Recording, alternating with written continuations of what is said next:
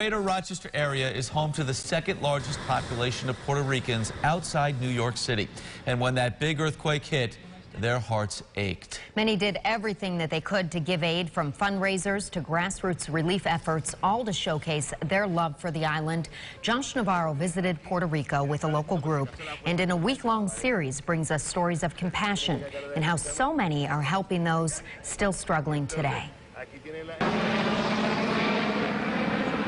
If you take a drive on this major highway under the hot Caribbean sun, you will see the results from the big earthquake that rattled the island back in December. People have set up camp right off the highway just outside of Ponce in the southern region of Puerto Rico. These people are here because they don't feel safe in their houses, so they're looking for places where they can build their tents or build their camp house and be safe. So we're going to go there, we're going to check if they need anything in supplies. There's a family that we're helping out that are fishermen. They can't live in their house because they're saying that the constant quakes are too much. Just look, on the other side, there's another campground on the other side of the street with more people. As soon as the items were given, these small grassroots volunteers from Rochester headed up to a town called Yauco and met up with Edwin Torres' mom. He lives in Rochester, she in Puerto Rico. Our power and water went off, but thank God we survived. Norma is taking care of her 97-year-old mother-in-law, Edwin's grandmother. Evacuating her and where to go next was troublesome.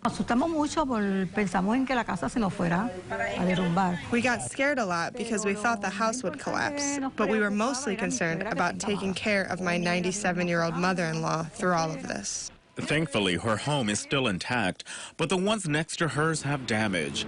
You could see people living outside in tents on their driveways. Norma says she has felt daily aftershocks since. Meanwhile, the other Rochesterians were handing out relief items to a poor neighborhood in Ponce. Residents in Barrio Clausé without basic necessities. The earthquake didn't help the situation. It's a full package of sentiments, you know. This is traumatic. You feel it. It's not easy. Economic barriers that these people face on a daily basis, and then you add a natural disaster 2 years ago that was an economic setback, then you add an earthquake, which is another setback.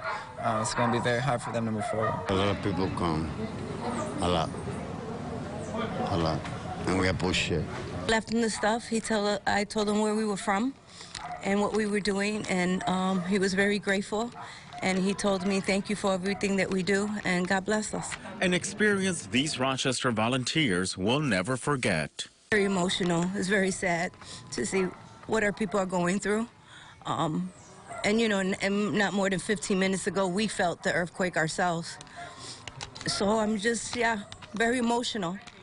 A desperate need that doesn't seem to go away, but is not forgotten by the help and la valentía, the courage of Good Samaritans.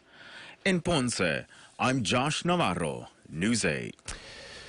Well, tomorrow on Sunrise, Josh continues his travels with local volunteers up to the hills of southern Puerto Rico, about 30 minutes from the earthquake's epicenter, talking to those whose houses crumbled and what some called a night of terror.